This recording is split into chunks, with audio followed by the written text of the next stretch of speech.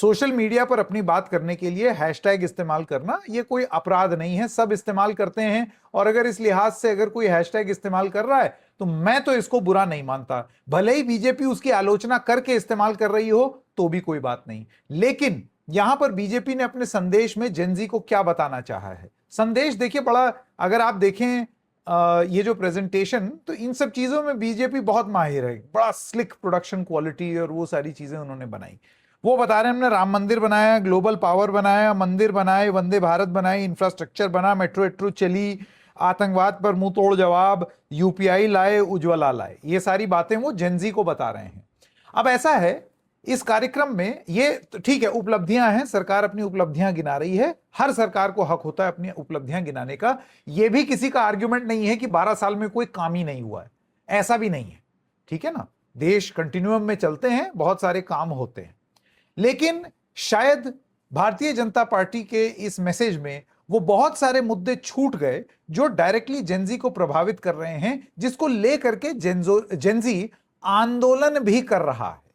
मैं आपका ध्यान अब कुछ उन चीजों पर आकर्षित करना चाहता हूं जो जेनजी कहता हुआ दिखाई दे रहा है, जेनजी का एक तबका कहता हुआ दिखाई दे रहा है, लेकिन वो बीजेपी की इस बहुत ही सुंदर प्रस्तुति में नहीं है।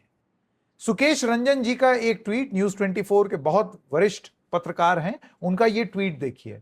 वो क्या बताते हैं, 12 साल बीजेपी ने अपनी सरकार के 12 साल पूरे होने के मौके पर पत्रकारों को आमंत्रित किया था। पार्टी अध्यक्ष, गृह मंत्री, रक्षा मंत्री जैसे वरिष्ठ मंत्री भारत मंडपम में मौजूद थे।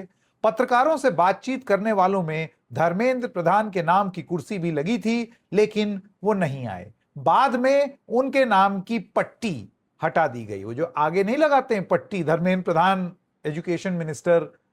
अब सरकार को यह लगा होगा कि ऐसे इतना paper leak, NEET, CUET, CBSE fiasco, तमाम चीजें हो रही हैं, तो इनकी पट्टी हटा दो, न जाने क्या पट्टी पढ़ा दें मीडिया को। तो ये एक असलियत है जो आप लोगों को देखनी चाहिए।